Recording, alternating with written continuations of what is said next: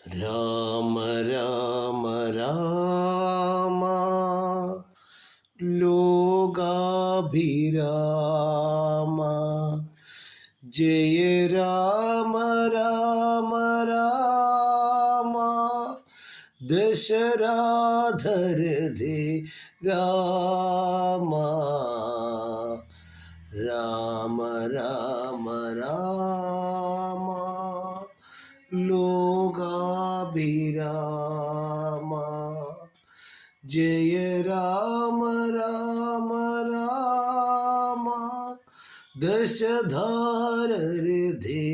രാമ രാമ രാമ രാമ നമസ്തേ ജഗത്പദേ സീതാപദേ നമസ്തേ ദേവപദേ ദേവപദേ രാമ രാമ രാമ രാമ ലോകാഭിരാമ.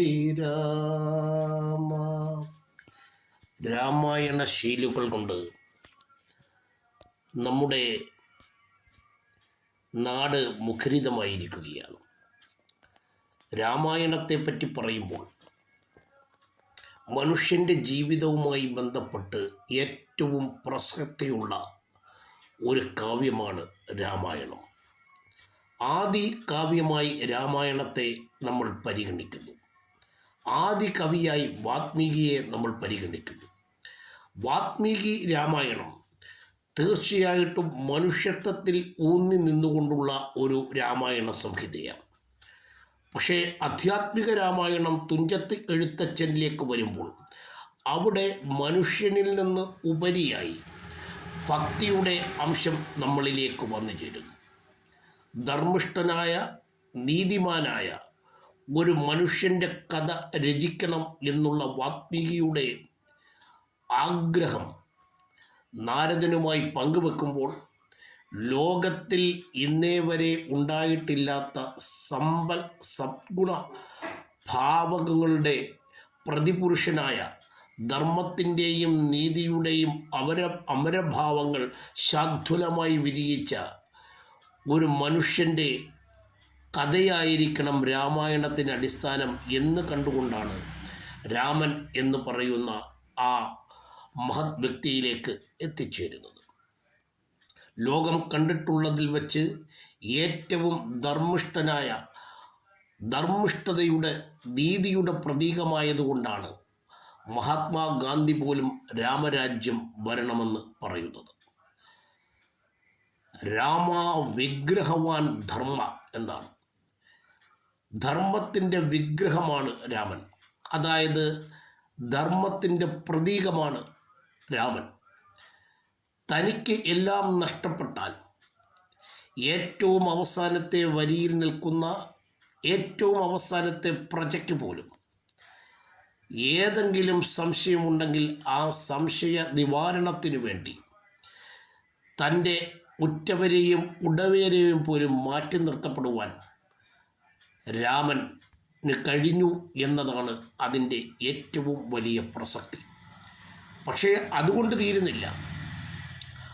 ആ സംശയ നിവാരണം കഴിഞ്ഞതിന് ശേഷം അതിനെ വീണ്ടെടുക്കുവാനും അതിനെ സംരക്ഷിക്കുവാനും രാമന് കഴിയുന്നു എന്നുള്ളതാണ് വലിയ പ്രസക്തി. സീതയെ വീണ്ടെടുക്കുന്നത് അങ്ങനെയാണ്. ലങ്കയിലെത്തി സ്വർണത്തിൽ കുളിച്ചു നിൽക്കുന്ന, സ്വർണം തന്നെ ആയിരിക്കുന്ന ലങ്കയെ കണ്ട് ലക്ഷ്മണൻ ഭ്രമിക്കുമ്പോൾ എനിക്ക് ഇതൊന്നും ഭ്രമമല്ല, പെറ്റമ്മയും പിറന്ന നാടുമാണ് സ്വർഗത്തേക്കാൾ മഹത്തരം എന്ന് പറയുന്ന ആ വാക്യം. അഭി സ്വർണമയി ലങ്ക നാമേ ലക്ഷ്മണ രോചതേ ജനനി ജന്മഭൂമി ച സ്വർഗാദപഗരീയസി. അത്തരത്തിലൊരു ആപ്തവാക്യം ഒരു മനുഷ്യന് പുറപ്പെടുവിക്കാൻ കഴിയുന്നത് രാമന് മാത്രമാണ്.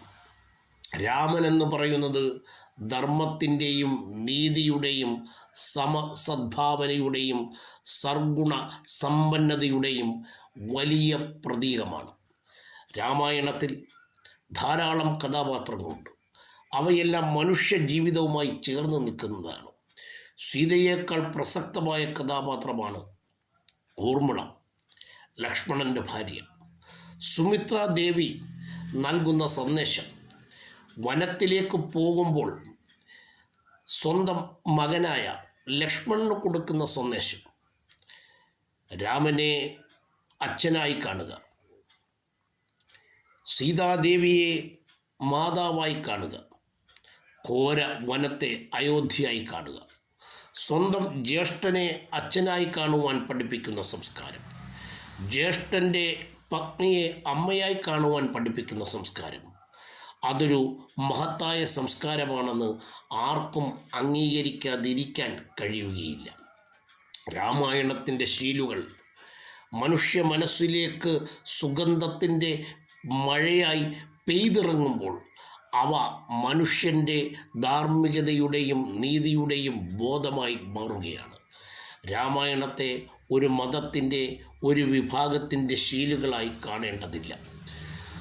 അതുപോലെ തന്നെ താൻ അധർമ്മത്തിന് പാത്രമായി മറഞ്ഞിരുന്നു കൊണ്ട് ബാലിയെ വധിക്കുന്നു എന്ന് പറയുമ്പോൾ രാമൻ ബാലിയോട് പറയുന്ന ഒരു കാര്യമുണ്ട്, ഞാൻ ചെയ്ത തെറ്റിന് എനിക്ക് ശിക്ഷ അനുഭവിച്ചേ പറ്റൂ.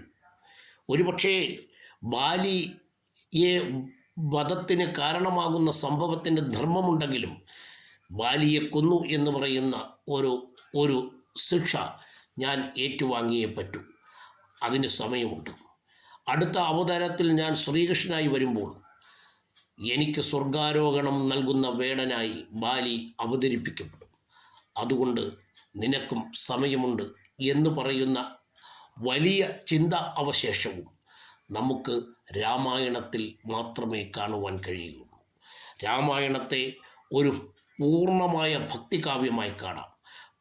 പക്ഷേ മനുഷ്യൻ്റെ ധാർമ്മികതയെ, മനുഷ്യൻ്റെ നീതിബോധത്തെ, മനുഷ്യൻ്റെ എല്ലാവിധമായ സർവ സദ്ഗുണ പ്രതിഭാസമായി കാണാവുന്ന ശീലുകൾ നമ്മുടെ ജീവിതത്തിൽ നമ്മൾ പകർത്തുവാൻ ശ്രമിച്ചാൽ ഈ ലോകം ധർമ്മത്തിൻ്റെയും നീതിയുടെയും അമരഭാവങ്ങൾ ശാദ്വലമായി വിരിയിക്കാൻ കഴിയുന്ന ഒരു ലോകമായി മാറും.